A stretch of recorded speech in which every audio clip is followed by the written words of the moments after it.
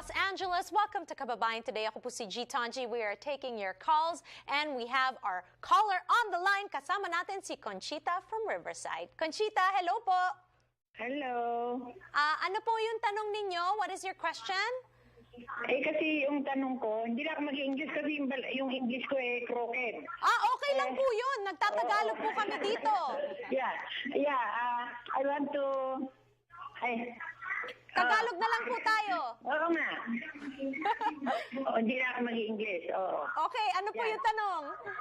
Ang tanong ko, kasi pinisisyon ko yung anak kong lalaki noon, married siya. Tapos yung asawa niya, nag-asawa ng taga Maryland. Inya siya, nag-file ng allowance para sa kanya. Ngayon, pinisisyon ko siya ulit. May dumating na approval sa kanya 2 years ago.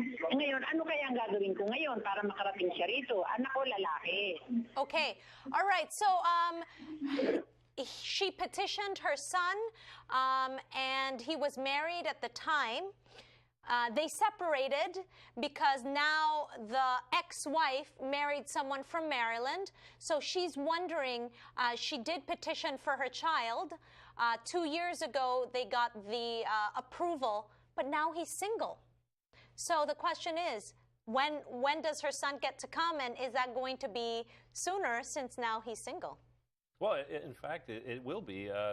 If you are married at the time that the petition is filed, and I'm assuming that she's a U.S. citizen and filed a petition for her married child. Her married son. Which would be an F3 petition. Once you get divorced, that moves now, you're single, it moves up to the F1 category, which is a considerably shorter waiting period of time. Okay, so we just need to make sure that the annulment goes through, and then we let the embassy know of the change of status. That's correct. Yes, and actually in her situation, the second petition may not even have been necessary. And based on at least the little information that she provided right now, we may still be able to go with the original petition that she'd filed with the earlier priority date, and therefore not lengthen the wait even more so.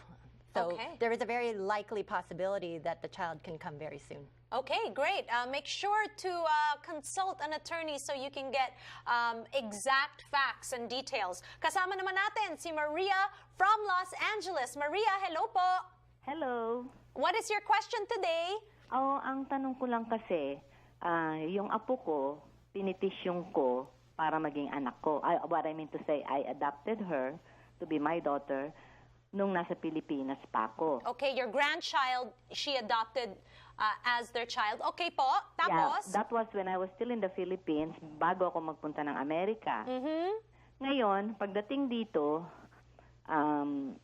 nakuha ko na yung papers, then I petitioned her in 2013. Okay. Na naging citizen ako ng February, I think the same year, okay. 2013. So, pinitisyon ko siya. In 2014, natanggap ko yung letter nila na na-receive nila. After a year, sabi nila, denied dahil yung year daw is 1977, pero hindi naman tama yon dahil 1997 ipinanganak yung apo ko. So, nagbayad ulit kami, nag-send kami ng fee para parang appeal. Okay, so there's wrong information on the year that the child was born, so they paid again to for an appeal because they got denied the first time. So ang tanong nyo po ngayon ay?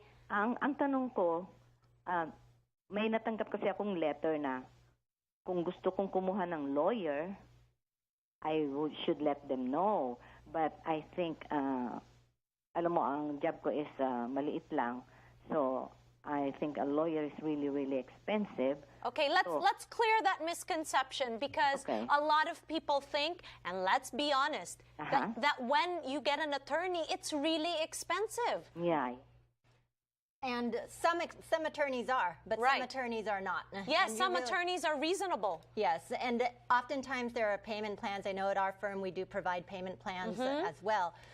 But you could, if you don't hire an attorney, you could just be kind of spinning your wheels and wasting time that you could be together with your family member. And so it's really an investment that you're making. And especially in this type of situation where it involves a grandparent adopting a grandchild, immigration is very, very strict as far as those petitions are concerned, because they don't want relatives just adopting relatives for the purpose of getting them visas. Right. There are specific requirements that need to be met, most importantly a 2-year physical and legal custody over the child, where there's exclusive control, essentially, over the child. Okay. And so that is probably a legal issue that she may or may not have even been aware of, that we do need to take into consideration when pursuing her matter.